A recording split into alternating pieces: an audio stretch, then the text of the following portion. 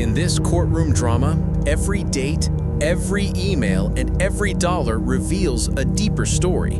Let's break down the timeline that could change everything. Discharged from the hospital on March 25th and you return to Maui and you continue your care, correct? That's right, sir. And we mentioned by the March 27th you had an attorney, yes? Yes, sir. On March 31st, you go to see your primary care doctor on Maui, Dr. Joanna Yun, correct? Or Yun, correct? That sounds right. The date, I'm not certain of, but thereabouts, for sure. She was your primary care doctor, yes? Yes, for You sure. had a doctor-patient relationship with her from before this incident, correct? Yes, sir. She examines you, discusses your symptoms, and during that visit, correct? Yes, sir. Notice how the attorney nails down the exact dates. In cases like this, even a single doctor visit can become powerful evidence. She comes up with well, could you actually access your, that was with Kaiser, correct? Yes, sir. Could you access your Kaiser records at the time online? I'm sure I could, yes, sir. She comes up with a diagnosis list for the visit, and then the next day on April 1st, you email her and you ask her, hey, doctor, do you mind adding traumatic brain injury to your diagnosis list? Objection, rule of completeness. Sustained. I'm going to get to the second part of it. We'll read the exact email. Isn't it true you emailed Dr. Yun? Hi, Dr. Yun, on April 1st, 10 a.m., 10:03 a.m. Would you mind adding either traumatic brain injury or concussion to the diagnosis notes from my appointment on March 31st? I want to make sure the documentation is consistent between my care at Queens and back on Maui. Do you remember emailing that to your primary care physician on April 1st, about a week after this incident? Yes, sir. She had not included that on her diagnosis list after your visit, correct? Traumatic brain injury or concussion, correct? Correct. That's the I'm purpose sorry, of the I apologize. She had not added traumatic brain injury to her diagnosis list, correct? For her notes for the 31st, that's correct. You had an attorney by March 27th, correct? Yes, sir. April 1st, you're emailing your doctor saying, can you please add traumatic brain injury to my diagnosis, correct? Objection, rule of completeness. Cross. Sustained. Partially what you emailed your doctor was, can you add traumatic brain injury to my diagnosis? Yes? Sustained. Okay, I'll read the whole email again. You said to your doctor, would you mind adding either traumatic brain injury or concussion to the diagnosis note from my appointment on March 31st? I want to make sure the documentation is consistent between my care at Queens and back here on Maui. That's what you told her, right? That's what you emailed her, right? Yes, sir. Are you aware that nowhere in your Queens records does it ever say traumatic brain injury? Are you aware of that? I'm not aware. Sure. Did you review your Queens records before you emailed that to Dr. Yun? Just days after being discharged, the presence of an attorney becomes a crucial turning point. Viewers, timing is never accidental. When I met with Dr. Yun on the 31st, Now, my question is, did you review your Queens records from your stay at Queens before you emailed Dr. Yun on April 1st saying you want to make sure the documentation is consistent between my care at Queens and back here on Maui? Did you review your records at Queens before you sent that email? I don't recall, sir.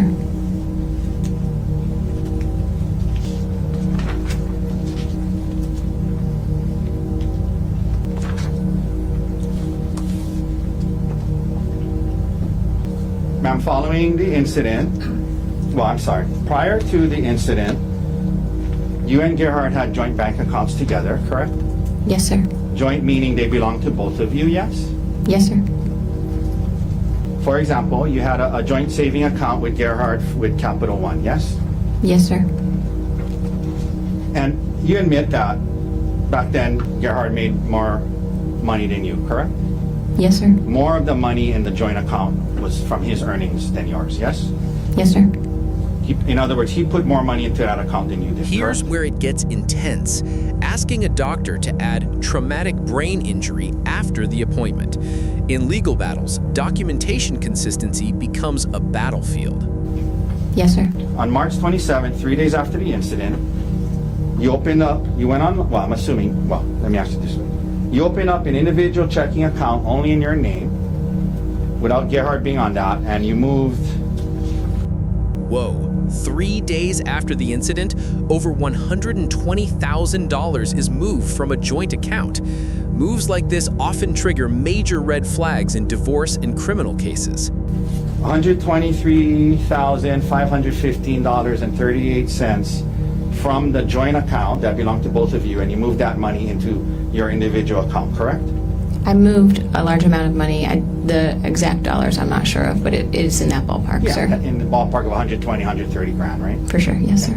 And you didn't ask Gerhard's permission to do that, did you? That's correct, I did not. Now, you didn't take half of it and leave half of it for him, did you? No, sir. Okay. Is that something you did online? Yes, sir. In front of a computer? Yes, sir. Logged on? Yes, sir. Created your own new account? I made a new bank account, yes, sir. Online, right?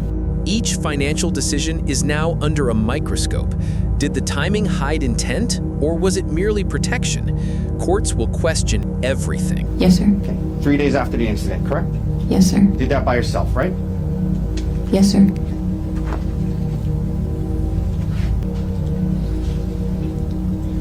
On March 27th, when you did move that money, you had not yet filed for divorce, is that right?